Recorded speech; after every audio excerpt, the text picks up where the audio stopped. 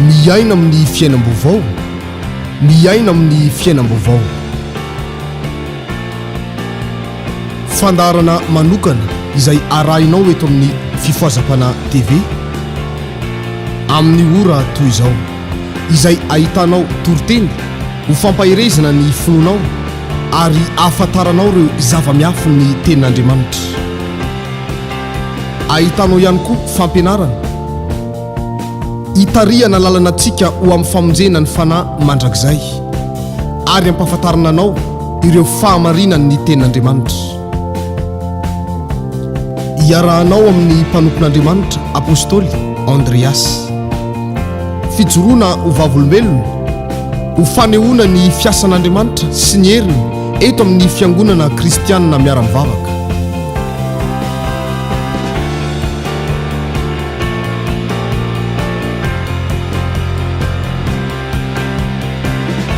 Ary fampahirezana anambarana aminao fa velona mandrakizay Jesosy Kristy tompontsika. Mba hitondra ny afatr'Andriamanitra amintsika eto indray amin'ity anio ity, efa elaela tsy niakatra teto fa noho ny fahasoavan'Andriamanitra sy ny famindrapony dia mba nomeny fahafahana hitondra ny tenin'Andriamanitra amintsika eto mamelay ianareo mba hizara ny tenin'Andriamanitra aminareo, hitondra fiainana sy aina vaovao an'ny fanahinareo indray amin'ity sabata ity.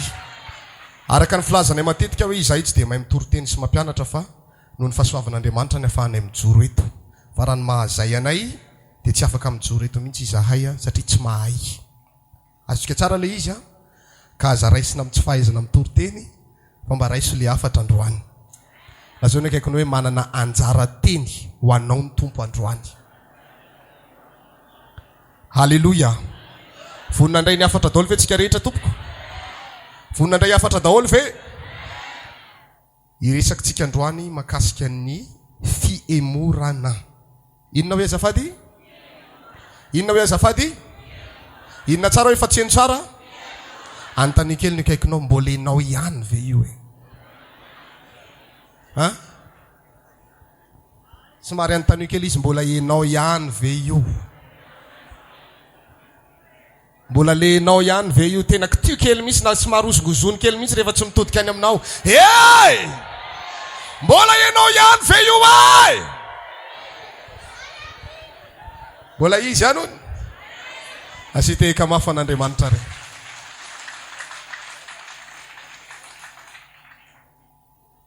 Andao vakitsika aloha ny tenin'Andriamanitra rehetra dia avy eo tsika manazava azy tsara. Any am-bokin'ny Tesalonianina faharoa, toko faharoa, ny andinin'ny voalohany ka hatramin'ny fahaefatra. Tesalonianina faharoa, toko faharoa, manomboka ny andinin'ny voalohany. Mino fa ny antony vavahantsika tsy fitadiavana arena fa tena fitadiavana ny lanitra mandrakizay mihitsy. Ao fa hoe ny tanan'ny olona tena ho any an-danitra ny antony vavahany ato. Raha zany tena ivavahanao tsy matiantoka ianao mivavaka ato ary tsy diso adresy ianao fa tena mitondra anao any an-danitra zao fiangonana izao. Halleluja. Tsy maresy lahatra le tehaka ry havana.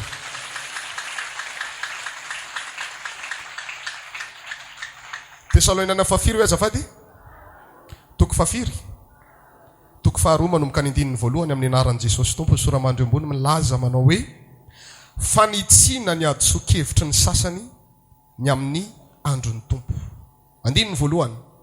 Ary mangataka aminareo izahay ry rahalahy ny amin'ny fiavian'i Jesosy Kristy tompontsika sy ny anangonana antsika ho eo aminy, mba tsy halaky ho etsiketsehina amin'ny saina sy ampitahorina ianareo na amin'ny fanahy na amin'ny teny na amin'ny epistily izay toa avy aminay, milaza fa efa miandony andron'ny Tompo. Aza mety ho fitahan'olona akory ianareo fa tsy ho avy izany raha tsy efa tonga aloha ny fiemorana. Inona hoe azafady? Ka iseho ilay lelanota dia ilay zanaky ny fahaverezana, ilay manohitra ka manandra-tena ho ambony noho izay rehetra atao hoe Andriamanitra na izay ivavahana, ka dia mipetraka ao amin'ny tempolon'Andriamanitra izy ka manao ny tenany ho Andriamanitra. Amen. Dia vakitsika ihany any amin'ny bokin'ny Daniel, toko faha 1:12. Daniel toko fa 1:20 manomboka ny 9 fa 7:20. Daniel toko fa 1:20 manomboka ny 9 fa 7:20. Mila hitanao mihitsy ny voasoratra dia amin'izay ianao tsy voafitaka. Daniel toko fa 4 ny 9 fa 7:20 amin'ny anaran'i Jesosy. Amin'ny fotoana dia ho lasa miana tsimy indray izy, nefa ny farany tsy ho toy ny voalohany. Fa ny sambony kitima ho avy amely azy, ka dia ho kivy izy, ka hiverina ary safoka amin'ny fanekena masina, ka amely, eny, hiverina izy ka isaina ny amin'ireo efa mafoy ny fanekena masina. Ary isy miaramila hitsangana noho ny teniny ka andoto ny fitoerana masina, dia ny fiarovana mafy, ary ampitsahatra ny fanatitra isan'andro, sady apiditra ny fahavetavetana mahatonga fandravana. Ary izay mivadika ny fanekena dia ambosiny amin'ny fandrobona, fa ny olona izay mahalala an'Andriamanitra kosa dia hifikitra amin'izany ka hakatoa azy. Ary izay endry ao amin'ny olona dia ampianatra ny maro, nefa ho lavo-tsapatra sy ny lelafo sy ny famabona ary ny fandrobona elaela ihany izy. Ary rehefa lavo izy dia ahazo famonjena kely. Ary maro no ikambana aminy amin'ny fiatsaram-belatsia. Ary isy olona avokoa ny manatsaina mba hizahan-toetra sy anadiovana ary amotsiana azy ambara-pahatonga ny andro farany, fa mbola ho amin'ny fotoanany ihany izany. Ary ny mpanjaka hanao araka izay sitrapony, ary sandratra sy anandra-tena ho ambonin'ny Andriamanitra rehetra izy, ka hiteny zavatra mahagaga ny amin'Andriamanitra ny Andriamanitra, ary ambinina ihany izy mandra-pahatateraky ny fahatezerana, fa izay efa voatendry no tsy maintsy atao. Ary tsy ahoany akory ny Andriamanitra ny razany na ny fitiavany vehivavy. Eny, tsy ahoany akory izay Andriamanitra, fa anandra-tena noho izy rehetra izy, fa ny Andriamanitra ny fiarovana mafy no ankalazaina isolo izany. Ary volamena sy volafotsy sy vatosoa ary zavatra mahafinaritra no hoentiny mankalaza ny Andriamanitra zay tsy fantatry ny razany.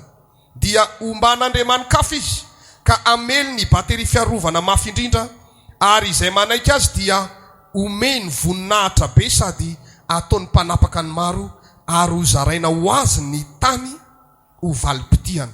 Dia mandinga antsika eo amin'ny toko 2:20. Ary amin'izany andro izany dia hitsangany Mikael Andrian-dehibe izay mitsangana hiaro ny zanaky ny firenena ao. Ary isy andro fahoriana izay tsy nisy tahaka azy ato izay nisiny ny firenena ka hatramin'izany andro izany. Ary amin'izany dia ho afaka ny firenena ao, dia izay rehetra hita voasoratra ao amin'ny boky. Ary maro amin'izay matory ao amin'ny vovoky ny tany no hifo. Ny sasany ho amin'ny fiainana mandrakizay, ary ny sasany ho amin'ny enatra sy ny latsa mandrakizay. Ary izay endry dia amirapiratra toy ny famirapiratry ny lanitra. Ary izay mamerina ny maro amin'ny fahamarinana dia ho tahaka ny kitana mandrakizay dory.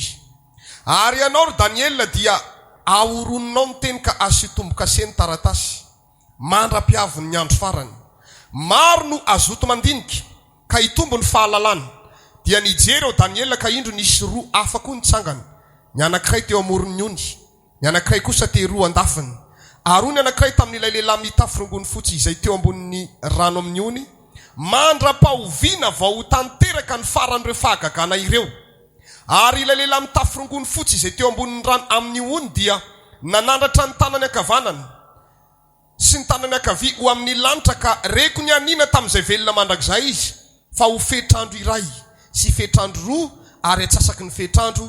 Ary rehefa vita ny fanamontsamontsanana ny herin'olona masina, dia ho tanteraka ireo rehetra ireo. Ary nandray izany io nefa tsy nahafantatra, dia hoy izao, tompoko, anao ahoana ny hafaran'ireo zavatra ireo? Dia hoy izy, andery Daniel fa efa voaorina ny teny, sady voa hisy tombo-kase mandra-piaviny ny andro farany. Maro no hodiovina sy ho fitsiana, ary ho zahan-toetra, fa ny ratsy fanahy kosa mbola anao ny ratsy ihany. Ary tsy isy amin'ny ratsy fanahy ahafantatra, fa ny endry no ahafantatra. Fa ny endry no maninona hoe zafady? Fa ny endry no ahafantatra, fa atramin'ny andro ampitsarana ny fanatitra isan'andro sy ampidirana ny fahavitavitana mahatonga fandravana dia isandro 700 sambatra zay miandry sy mahatratra ny andro 5 fa mandihana anao mandra-piavin'ny farany fa hitsahatra ianao ka hitsangana ho amin'ny anjaranao amin'ny andro farany. Amen. Asiteka mafan'Andriamanitra. Rehefa inanelanelana misy andinin-tsoratra masina anankiray ho vakitsika fa ho azafaitsika aloha zany izay voalaza izay makasika ny hoe fiemorana. Anontaniako kely no kaikinao so dia mba efa niemotra ianao aleo tonga dia alefa le fanontaniana.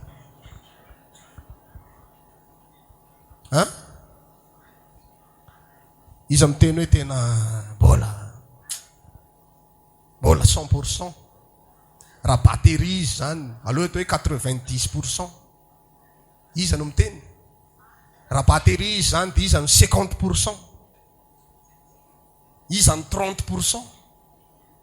Izy no 15% efa le menamena be le batterie. 5% efa mitady tsoraka. Tsisy ve? Amen zany. Engany mba tsisy. Asiteka mafan'Andriamanitra. Rehefa miresaka fiemorantsika dia miresaka vaninandro farany. Paoly apôstôly nandefa epistily makasika ny andron'ny tompo.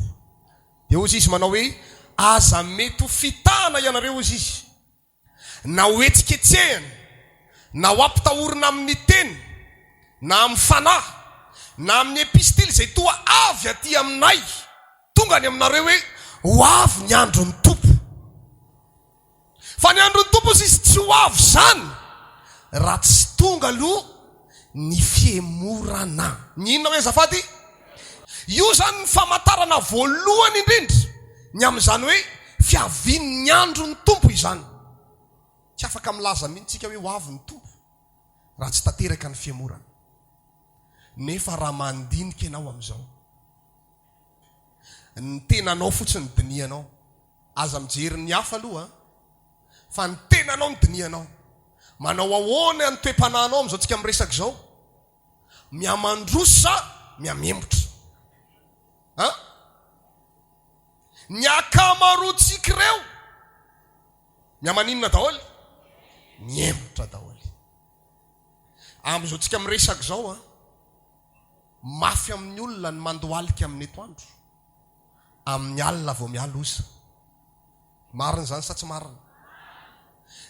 Raha vao izy rery ny ao an-trano tsy mahavita mandohalika amin'ny vavaka tsony. Taloha izy navita vavaka adiny 3, adiny 4, adiny 5 isan'andro, adiny 2 isan'andro. Fa amin'izao tsika miresaka izao tsisy vavaka tsony. Na ny alohan'ny sakafo ary malaky be mihitsy. 2 sekondra sy ohatra tompony amin'ny sakafo ty tsofrany tondrosy lasa. Eto le olona. Tena eto le olona. Asiteka mafy.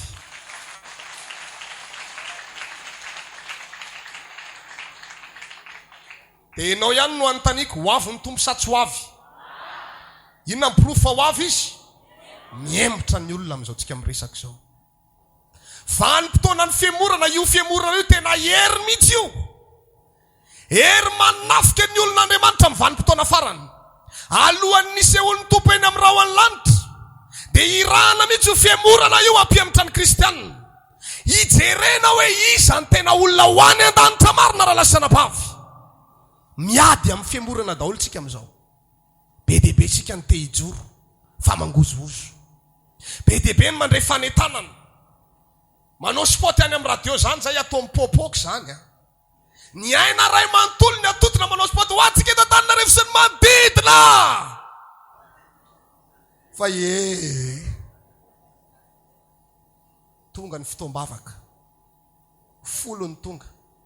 5 20 30 raha betsaka indrindra. Dia gaga ianao. Tena mafy manentana anareo mivavaka amin'izao. Aleo toko ianareo mihitsy. Na zay raha ila tsy ahita tenenina tsony amin'ny fanentanana. Hoe ahoana loatra ny fomba hitondrana an'ireto olona reto any an-danitra. Antony hoe fa manina ianao tsy tonga mihitsy hoe?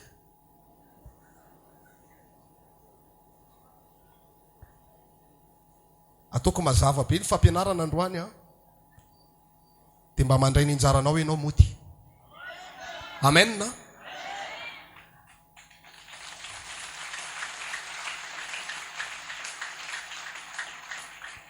Tsy maintsy tonga aloha ny fiemorana manafika ny kristianina. Ny akamaroan'ny kristianina amin'izao tsika miresaka izao tsisy ampivavaka izany daholo. Mandainga izy miteny fa ampivavaka izy. Fa ny akamaroany tsisy ampivavaka. Raha na entanina makany am-piangonana re tonga avy any am-piangonana mivavaka. Tsy tonga izy. Any an-trano nefa izy tsy mavita mivavaka. Na manana fotoana ivavahana ry izy ao an-trano, aleo ny mamakimaky zavatra hafa, aleo ny mijerijery zavatra hafa, aleo ny miresadresaka amin'olona eo, fa tsy mivavaka mihitsy izy. Ilay herin'ilay fiemorana mihitsy ny manafika azy satria tsy ho avy zany ny tompo. Raha tsy tonga mihitsy aloha io fiemorana io ary isam-batan'olona, mitafiana io fiemorana io avokoa. Averiko apetraka amin'ny fanontaniana, sao dia mba efa niemotra ianao. Manahoana ny herim-bavaka ao tadidinao ve voady nataonao tamin'ny ianao vao natao batisa? Tamin'ny ianao vao natao batisa tamin'izany fotoana izany a, miantso anay amin'ny telefona, apôstôly a, sakana ny vadiko a anao batisa.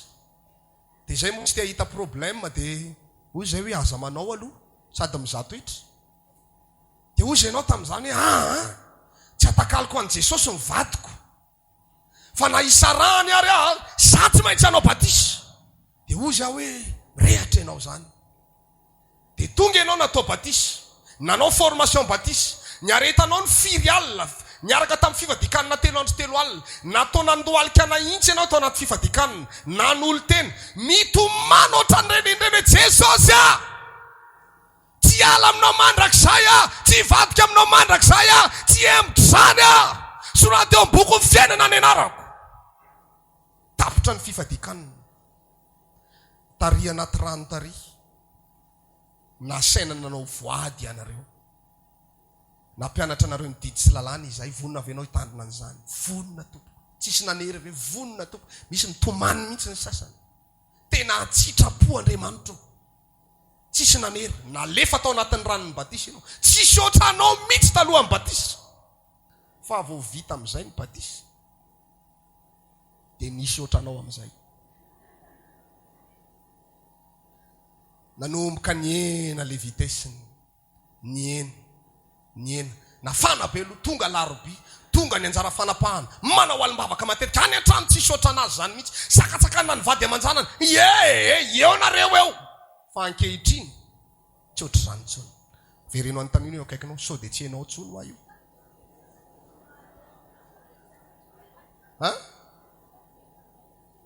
Jalo efa mino fa tsy hainao tsony io. Nafatarana anao taloha zany rehefa mivavaka, ay. Misy amintsika ke ny olona vao jerena hoe ampivavaka, vao mijery ianao dia mahazo hery. Olona mivavaka mirehatra be dia jerevanao fotsiny, toa dia mangory vitsika mihitsy ianao, mangoritsina mihitsy feno hery, miepita le herim-bavaka. Fa amin'izao fotoana izao, torimaso indray miepita nen'ny sasany, jery anazy vavaka dia tenenkenino akaikinao, raha niemotra ianao dia miverena aingana. Tsarovo ny toeranao fontsy-mbola lavo e. Be dia be tamintsika tamin'ireny fihiboany reny, tamin'ireny fihiboany reny ao anatina efitrano anankiray, ao ny fandriana anareo, ao ny salon anareo, ao ny lakozia anareo, ao ny salle à manger anareo, ao amin'ny efitrano anankiray io, ao ny fahita lavitra, ao ny radio, ny vadinao sy ny zanakao mandefa tele, mijery tele mafy be. Tadidinao ve reny? Ianao ery andoham-pandriana ery mihaino écouteur, sady mivavaka no mitomany, dia meza ny vady aman-janako ao fotsiny hoe io tena adala ny fivavahana mihitsy. Tamin'izany ianao, tamin'ny taloha ianao noatra zany, fa amin'izao manao ahoany? Tadidinao ve reny? Be dia be amintsika reto men'Andriamanitra fafana avokoa hivavaka, tena hirehitra fa tsy mavita tsony. Fa misy olona nefa efitrano kely anankiray mikorotana kely ao, fa mivavaka be io olona io.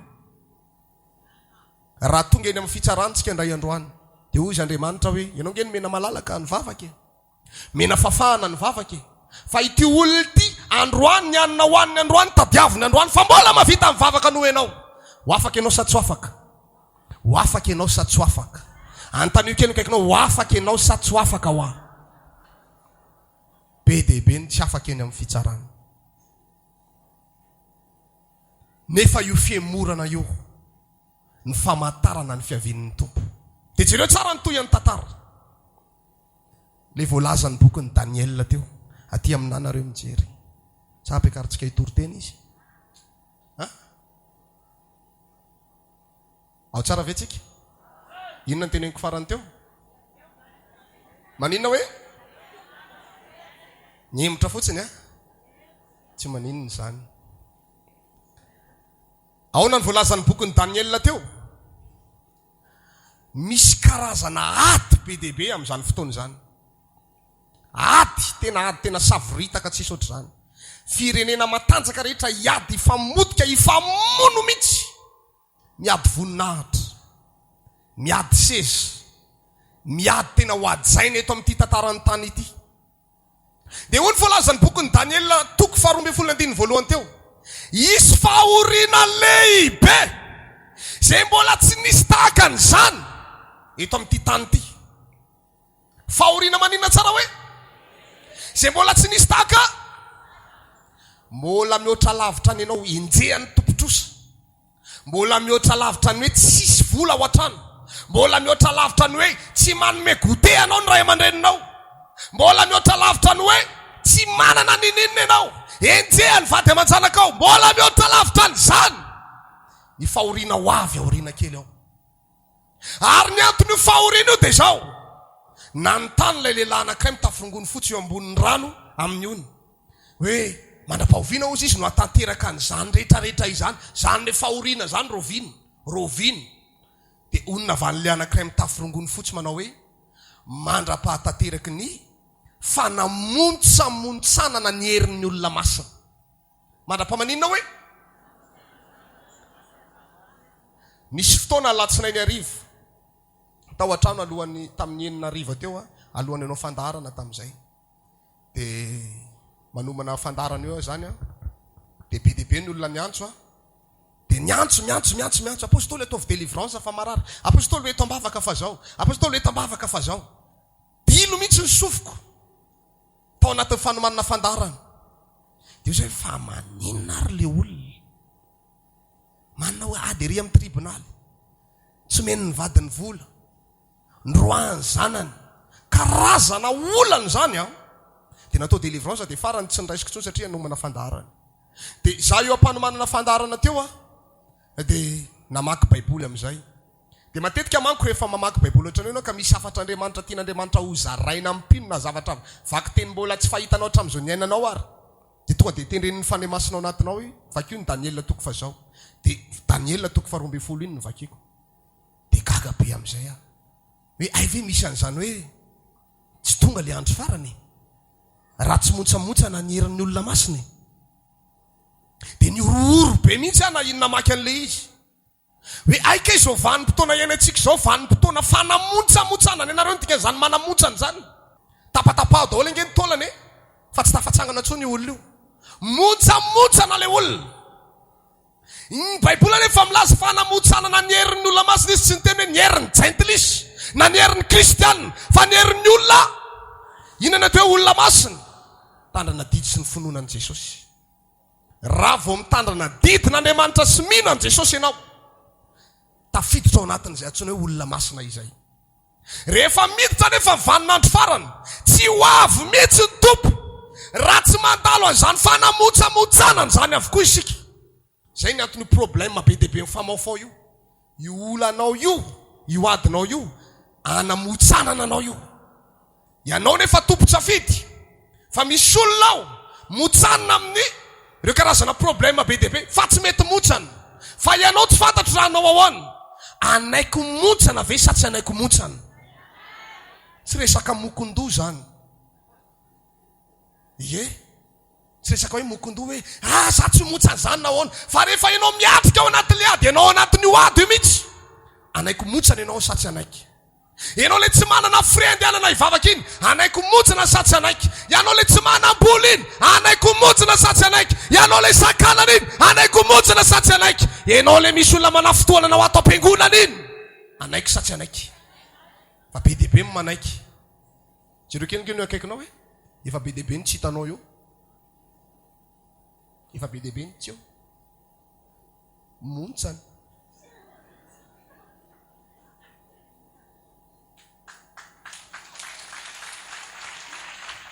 fa matoa ianao mbola mandreany ty afatra androany ty a tian'Andriamanitra ho atsangana indrainao androany ka nametraka fanontaniana hoe inona ara ny antony mahatonga ny olana be dehibe amin'ny fiainany mpino dia voavaly ny fanontaniana fanamontsanany sasany ozy izy ny voalazan'ny baiboly ho diovina sy ho fitsiny sasany ho zahana toetra mandra-pahatongany zany androny tombo zany ka ny fiainana zany raha tsorona amintsika marina iorena antsika amin'ny fivavahana marina vo miazo ao zavatra hitatsika izao iamafy nareo aza mivaky lohan'izay mpitondra fanjakana any hoe raha valimanana na ianina ny lany teo dia ohatray efa ny lany tsisy miditra anaty vilanitsika na iza ny lany eo na izy fa ny fivavahanao no amonjena ny fanahinao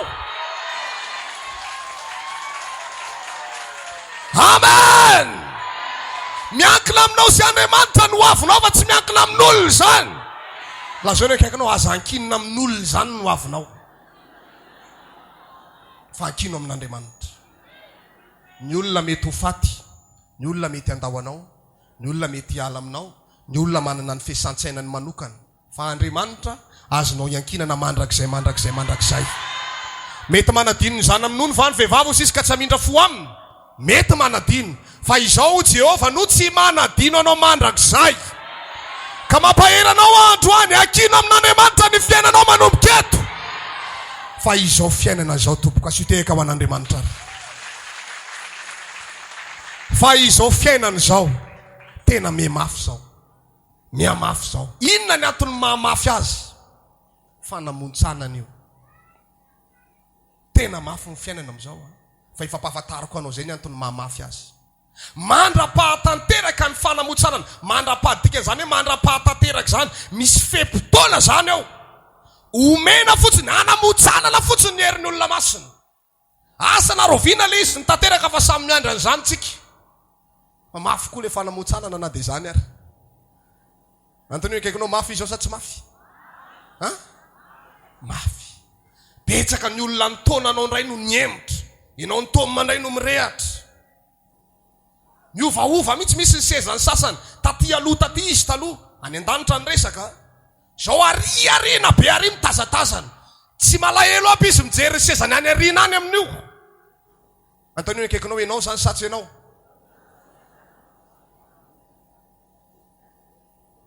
tsy ianao ve raha tsy ianao zany dia neo akaikinao fa ho ny voalazana boly maro izy ny avany aloha ho any arina dia nany arina indray ny maninona makany aloha zany hoe ny famantarana ny fiavin'ny tompo fiemorana le fiemorana mahatonga le olona miemotra misy an'le fanamontsamotsanana ny herin'ny olona masina be dehibe ny olona lavo am'izao be dehibe ny olona tsy ampivavaka am'izao be dehibe ny olona tsy miditra am-piangonana ntsony am'izao sabata fotsiny sisy izy vo mandeha mivavaka ny anjara fanapahan zany dia efa amatonana izy tsy tonga apafolo karen zany efa tsy manao an'izany ntsony izy fa anaty zany ariary zato sisany arotsany ao tsy maninona aby tena marina zany betsaka ny olona tsy malahelo itsony na tsy amivavaka ary izy fa dia mety amin'ny foana mandritry ny tontolo andro tsy mandohalika herinandro tsy mandohalika sabata ty ary izy mbola tsy mivavaka fa mbola mijerijery any hoe ao tsara kosa ny fitendry ny anina zany androany betsaka ny olona no miandry namana vao mandeha mivavaka gropy dia hoe ndao andeha hivavaka kia ndao raha lahy andeha hivavaka dia ozy ny sasany za tsy andeha androany fa mbola manana programa za koa zany tsy andeha rehefa tsy andeha ndry rehefa tsy andeha raha lahy na zao no hoe kaikinao tsy mety zany betsaka ny olona mifampitarika dia rehefa tsy mandeha ny namany dia tsy mandeha tsy mavita mitary teny nefa ny zavatra magaga dia zao rehefa tonga mifampakarana misy olona mitoto vary anankiroa eo kodo ny anankiray lasy ny anankiray maniny mbola mikodo ihany ny gropy tsy nareo rehetrarehetra ny mandeha fa zay tena mijoro amin'Andriamanitra marina ny lasany tsy amenina ny olona ho any an-danitra zany tompoko tsy amenina forcé koa tompoko amenina ny olona tena ho vonjena ny tiana ho re androany amen. Aza mifampitarika, raha mifampitarika amin'ny tsara dia mety. Fa raha hoe miteny ianao amin'ny namanao toeraka vavaka dia tsy mety, dia iny koa ianao fanjanona. Simba amin'izany ianao. Aoka ianao olon-dehibe ara-panahy manompo an'Andriamanitra manomboka eto. Dia tsy mijery olona amin'ny fanomponan'ny tompo. Tsy hoe ny namanao lasa ny pataloha dia iny koa ianao fa manao pataloha. Tsy hoe ny namanao raha lasa nanao sorta kely dia iny koa ianao fa nanao sorta dia kizay mirahalahy io kizay mirahalahy ihany mpirahalahy ao amin'ny tompo e. Dia mandeha makaizonareo amin'izany. Misy amintsika mijery olona hoe ianona raha jeretsy ny saron-doko, ianona raha jerety ataony, zay koa zany anao an'izany. Mba mila mijoro olon-dehibe ianao manomboka androany. Na mpiandraikitra na tsy mpiandraikitra ny hitanao masina sy tsy masina, aza mivaky loha amin'izany ianao. Ataovy izay avoavonjy ny fanahinao amin'izao fahamarinana izao. Amen. So dia mijery ianao hoe misy pastera mpitondra fiangonana re manao akanjo fotanana ohatrany iny. Renana pastera mpitondra fiangonana firy taona reniny ataony. Raha zapiny kely ty ve mba manotanota kely tsy tokony azo famirapo? Tsia. Mila marina daholo aza manahaka amin'ny pastera. Amen zany. Lazao ny akaikonao. Asite kare aloha. Dia teneno amin'izay izy, aza mijery olona, aza mangalatahaka olona. Fa miankina aminao ny amonjena ny fanahinao.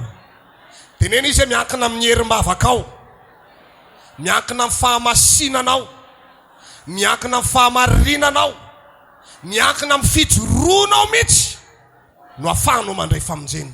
Fa tsy miankina amin'ny namanao, tsy miankina aminay. Ny azonay atao dia ny manentana anao sy mitarika anao mivavaka, mampianatra anao ny fahamarinana. Fa miankina aminao ihany ny ahafahanao mandova lanitra mandrakizay. Zany efa mino fa raha tena hijoro amin'ny fahamarinantsika, hiaritra amin'ny fanamotsana ny herin'ny olona masina, tsy ho very mandrakizay zany ianao. Manantena an'izany amin'izao fiangonana izao ary tsy andany ereto izay raha tsy manana antoka ny amin'izany. Fa matotoriana eto fahamarinana, misy antoka fa ho vonjy izao fiangonana izao raha lasa labavy. Alleluia. Asiteka mahafan'Andriamanitra. Ka isika miresaka io ao anatin'ilay fotoana ny fanamotsana ny herin'ny olona masina. Ao tsika zany zao. Dia io adinao io. Io adinao io ao anatin'ny fanamotsana. Dia sanatria ve dia io adinao io ny ampiverin-dalana anao tompoko? Dia io adinao io ve nampialanao amin'Andriamanitra? Dia satria ve ka zay tsy manam-bola apôstôly dia kivy zay amin'ny fanompona. Dia zany ve ny akivy anao amin'ny fanompona? Hoe tsy manam-bola dia tsy vavaka tsony? Zany mihitsy. Hoe tsy manana sarin-doha afaka isolosoloana dia tsy vavaka tsony? Tsy manana bobo afaka isolosoloana dia tsy vavaka tsony? Maty enjika dia tsy vavaka itsony? Antanio amin'izay ny akaikinao, mbola mivavaka ianao any an-trano sa tsy mivavaka tsony? Be dehibe isika ireo, be dehibe isika ireo no tsy mivavaka itsony. Tsy misy hery mitarika itsony andeha andohalika. Efa manao fanetanana ihany zay tena manao fanetanana asiana vavaka intercession isaky talata. Ny alakamisy, ny alarobia misy fotoam-bavaka. Fa tena torakasalio ny filazan'ny olona zay. Tena vitsy ny tonga. Dia magaga rehefa tena misy fanetanana goavana, hoe zavatra be ohatr' zao, ohatr' zany filazako azy zany, fa feno ny trano. Dia gaga ianao hoe raha tsisy zavatra omena ve tsy hivavaka tsika. Tena mifona fa mahitsy loatra zany teniko zany. Ka makaiza foana ary nareo zany. Sao raisinay anarana daholo amin'izay ny olona tonga mivavaka andavanandro, tonga manao alim-bavaka dia tononay any amin'ny radio. Hoe ianona ny tonga androany, ianona ny tonga androany, ianona ny tonga androany. Ao anatin'ny mpino kristiana miaravavaka eto Antananarivo, efa misy 2 arivo na 3 arivo. Reo 30 reo ny tonga andrehatra. Mety amintsika ve zany? Dia ho irahiraina eo mihitsy. Hoe dia tena tsisy olona mitovy amin'ireto olona reto mihitsy. Mety amboalohany ozy ny sasany fa avy eo tsy mety. Fa lasa le fanoratana anarana indray ny atongavan'ny sasany any dia tonga ao izy dia soratany anarako mpisorona. Avy eo izy ary amin'ny tobo mampiresaka olona fotsiny. Ny olona ry mivavaka. Tena tena gravy a. Tena fitiavana an'Andriamanitra ny vavahantsika. Misy amintsika ireo akaiky ny toby eo mipetraka fa Jesosy tsy tonga mivavaka. Fa misy lavitra be avy any Ambomanga kely, avy any Kanja, tonga mivavaka. Mamonjy fotoam-bavaka andavanandro. Somary kitio kely ny kaikinao, efa niemitra ianao fa za mandainga hoe.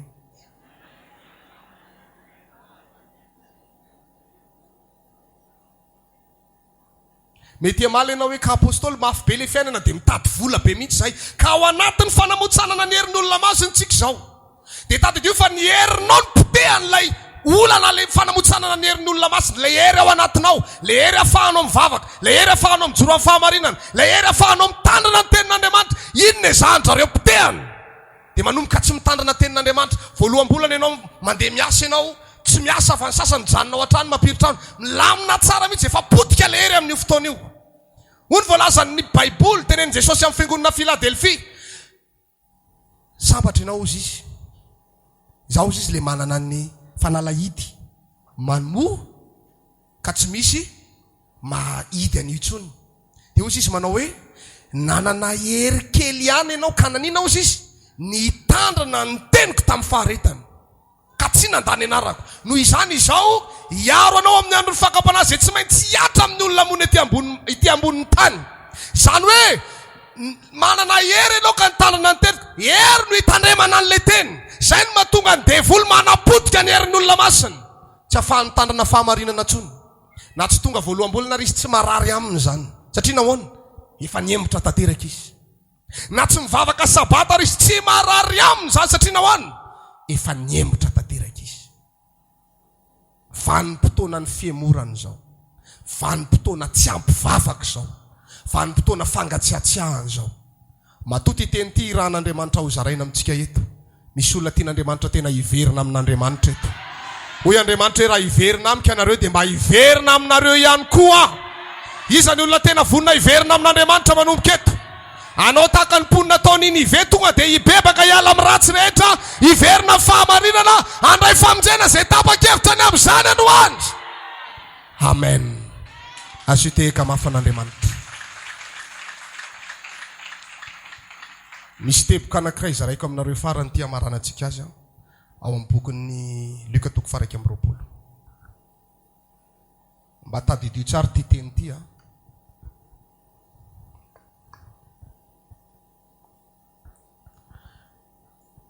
Mangatsika ny andro a.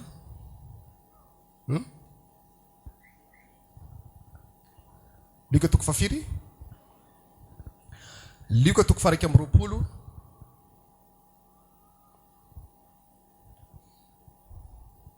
Manomboka ny 9:20. Luka 1:20 azafady. Ny 9:20 amin'ny anaran'i Jesosy Tompo manao hoe ary raha mahita ny Jerosalema voadidiny miaramila ianareo dia aoka ho fantatrareo fa efa mbiakaiky ny fandravana azy. Fandravanan'i Jerosalema efa rava sa mbola tsy tanteraka? Efa tanteraka, efa rava Jerosalema. Ary izay any Jodia amin'izany andro izany aoka handositra ho any tendrombohitra.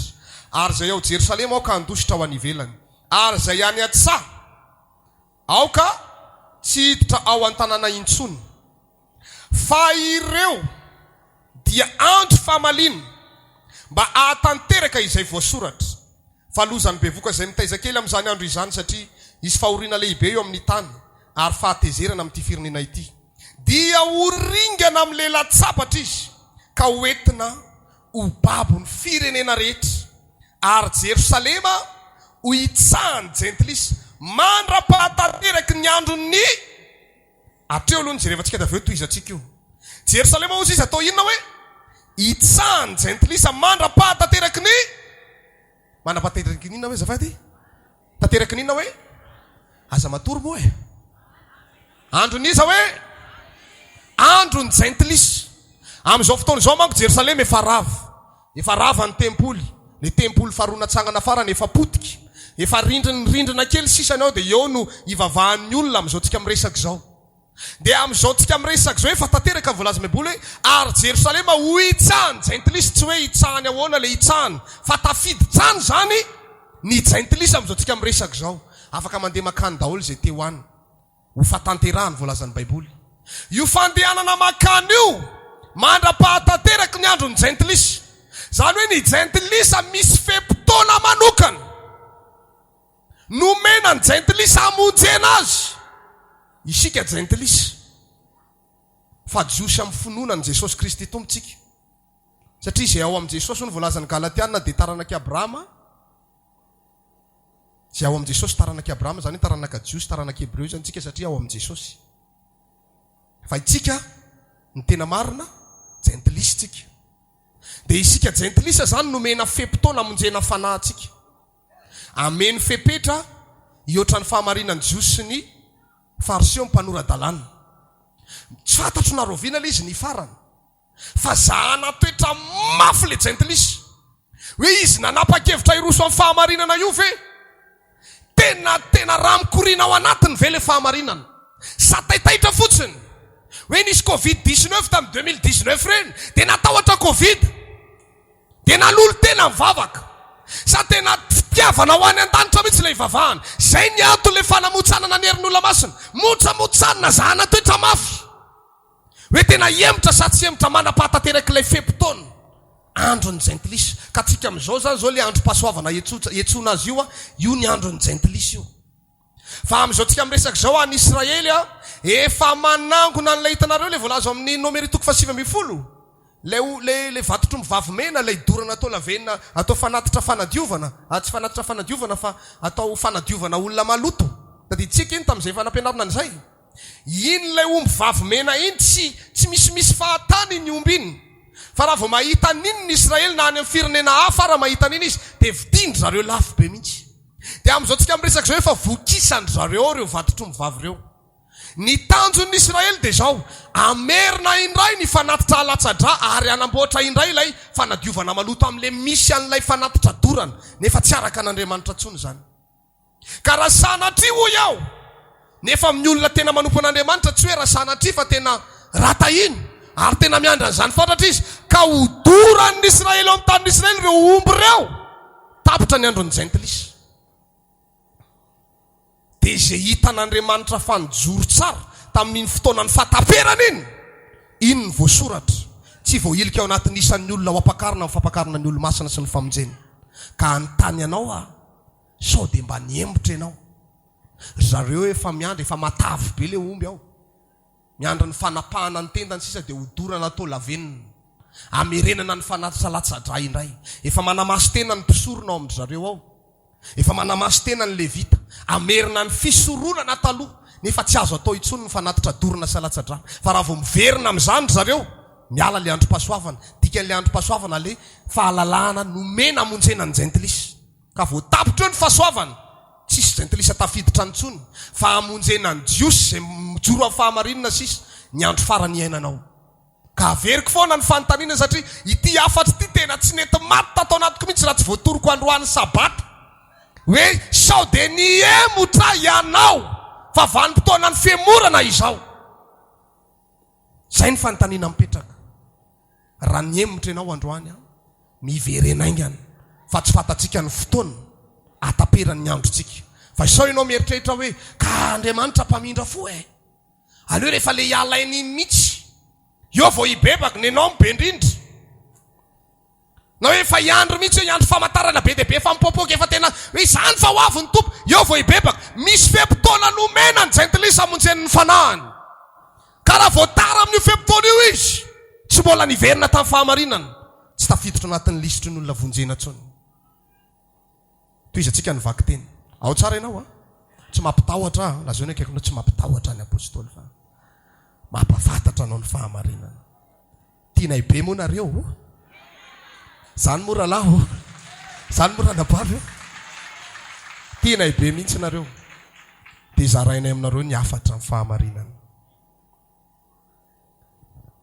Ny 5:20.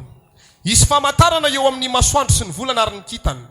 Ary ety ambonin'ny tany dia isy fahorian'ny firenena amin'ny fahaverezan-kevitra noho ny firondron'ny ranomasina sy ny fanonjany. Ka horeraka ny fon'ny olona noho ny fahatahorany sy ny fiandrasany izay zavatra ho tonga ambonin'ny tany. fa ny herin'ny lanitra dia ozongozonina ary amin'izany andro izany dia ahitany zanak'olona avy eo amin'ny rahona mikery sy ny voninahitra lehibe izy ary raha vao miandoha izany zavatra izany dia miandrandra ka asan-drato lohanareo fa manakaiky ny fanavotana anareo ary izy nanao fanoharana tamin'ny jereo ny aviavy sy ny azo rehetra raha hitanareo fa vao manaroka ireo dia fantatrareo ihany fa efa akaiky sahady ny lohataona dia tahaka izany koa ianareo raha vao hitanareo fa tonga izany andro izany dia aoka ho fantatrareo fa akaiky ny fanjakan'Andriamanitra lazaiko aminareo marina tokoa fa tsy ho lany ity taranaka ity mandra-pahatonga n'izany rehetra izany ny lanitra sy ny tany ho levona fa ny teniko tsy mba ho levona ny andiny ny 430 ary mitandrema fandrao ny fonareo ho vesara ny vokatry ny fisotrotoka ny fahamamona ny fiahiny izao fiainana izao ka ho avy tampoka aminareo tahaka ny fandrika izany andro izany fa hiatra amin'izay rehetra mitoetra ety ambonin'ny tany rehetra izany fa miambena ka mivavà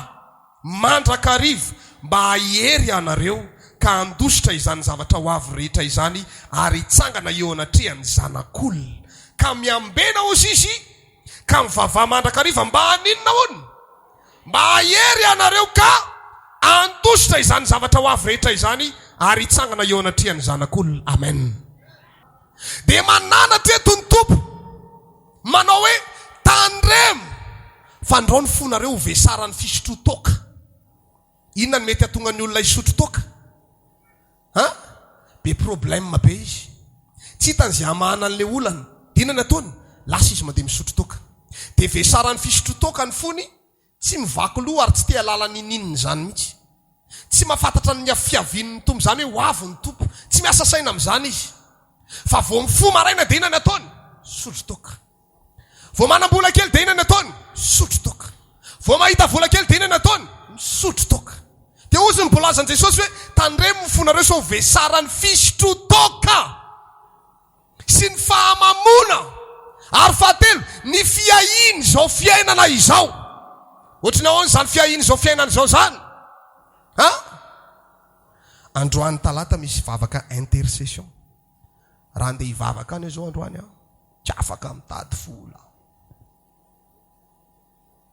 hainareo fe nitikan'izany miaza any raha andeha hivavaka sabata any androany androany zao tsena be mihitsy ry isotry tsy afaka mitady vola zany maninona ny olona manao an'izany miany zao fiainana zao lasa atakalo ny fiahinana zao fiainana zao ny fivavahana sy ny fanompona an'Andriamanitra raha andeha hivavaka any raha andeha hivavaka any dia tsy miditra le vola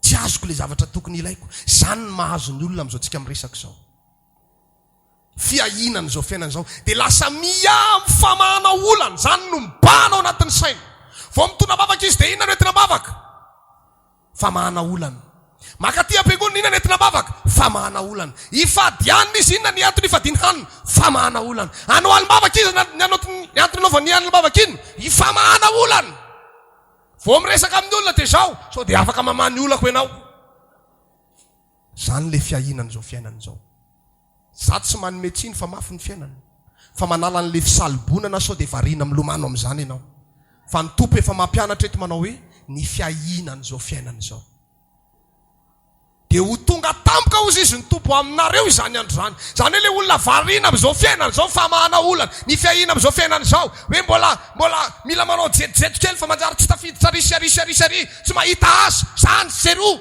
zany rehetrarehetra zany tonga tampoka ny tompo satria nahoana izy mbola variana amin'izany ny sasany ato manomana ny mandrakizay any izy variana mbola mijerijery kely satria mila mahita asa mba metimety sa honozy nareo eto le olona sa tsy eto eto ka mandeha mametraka demande dia tsy voaray esory aloha iny zavatra iny dia lasa ny makany an-danitra tsy mora fa tsy maintsy motsanina aloha ny herinao ka raha hitany satana fa fanalana sarin-dony na motsanana ny herinao ataony mahita asa ianao dia ozy izy manao hoe asa mikarama 7 millions na 5 millions par mois fa miala ny sarin-doha dia ahoany eo le olona asa mikarama 5 millions par mois fa miasa ny sabata eo le olona sa tsy eo be ny mamadika ny tompo amin'izany fotoana izany. Indrindrandrindra ny tanora, na tanora zazalahy na tanora zazavavy. Za misy fotoana raha misy tanora mangatabavaka aminao hoe mahoeto ambavaka hita asa, za tsy mitondra. Ie. Satria hoentina ambavaka ireo dia indraindray misy an'ilay ohatra ho valim-bavaka mamitaka fahafy zay. Valy le izy nametraka demande, fa ozy le oleo miasa sabata, miditra le tanora. Ozy zareo, satria zay mbola tanora dia mbola manana fotoana hibebahana, karaha tonga rapitso ny tompo. Dia ahoana? Eo ny tanora ny raisiny. Aza manaiky montsanina ianareo, indraindray misy an'izany. Mitady asa ianao dia misy asa mivaly any, fa asa miasa sabata. Dia vao manaiky an'iny ianao, montsana ny herinao zay na tianao na tsy tianao. Aza mety montsanina re tompoko. Aleo mba tambatambazina nareo, ao moa. Aza mba mety montsana mora lahy. Mba miarena moa mora nabavy. Ato ahoana ihany ary nareo vao tena irehatra. Aza mety motsanina. Fa zany rehetrarehetra zany no entin'ny satanana motsanana antsika. Ary ny devoly mena fahefana mihitsy amin'izao fotoana izao hanamontsana antsika. Zay olona hitany famirehitra rehetra, reny daholo ny araha amin'ny maso. Hoe ino ray ny sibla antsika androany. Devoly ray roa telo na arivo, ataovy zay hanamontsana an'iny. Tonga ty karazana olana tsy fatapeviany ty. Manakivy daholo ny olona rehetra namanao be zao, miterona anao tampoka tsy fantatry hoe maninona eo. Tonga dia voadona ny fonao. Toy hoe za tsy vavaka fa tena kivy amin'ny anona ohatr' zao ah. Nefa ampiasaina devoly anakiviana sana motsanana anao izy. Zany nge ny ampiasainy satana zany nalasana bavy. Dia anaiko motsana ve ianao? Hoe ka tsy mety mivady olako ty apôstôly ah. Inona ny tsy efa nataoko? Nanao alim-bavaka ny fadianina, nanao vavaka be ah, latsinainy talata larobilaka misy zoma. Tonga foana hatramin'ny sabotsy. Fa tsy mivaly olany kivy ah. Ka raha tsy omena Andriamanitra valim-bavaka ianao dia ahoana? Tsy ho any an-danitra ve? Andriamanitra tsy manala baraka anao zany. Ary Andriamanitra tsy mandisy fanantenana anao zany. Fa aza mifantoka amin'izao fiainana izao ianao. Na mahazo valim-bavaka tsika eto na tsy mahazo, ny tanjonsika ho any an-danitra mandrakizay.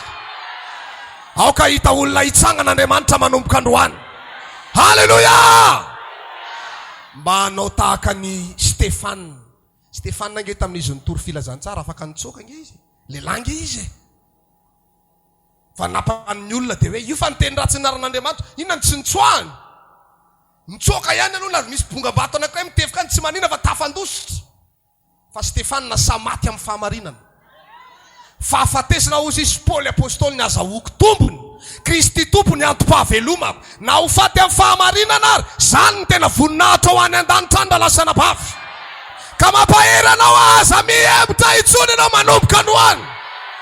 Efa renao zay afatra zay engany izany hery zany, ampatanjaka ny fanahinao, ampahery ny fanahinao, ampirehitra ny fanahinao. Isy herim-bavaka hidina amintsika tsirairay avy any.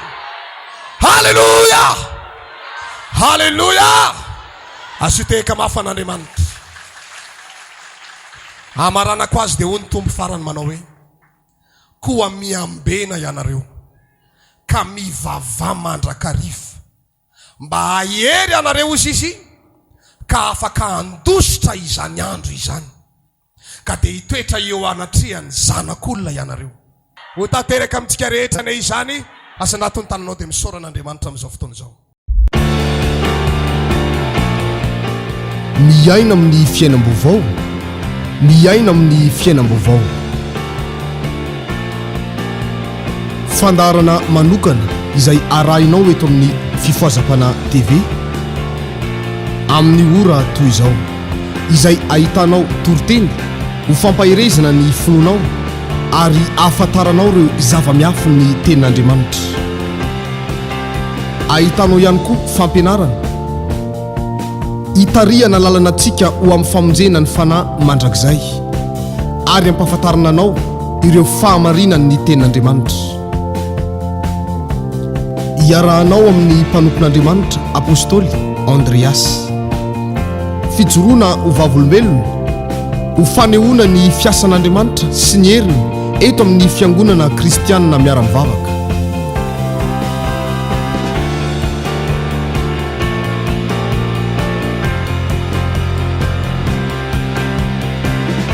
ary fampahirezana anambarana aminao fa velona mandrakizay Jesosy Kristy tompontsika.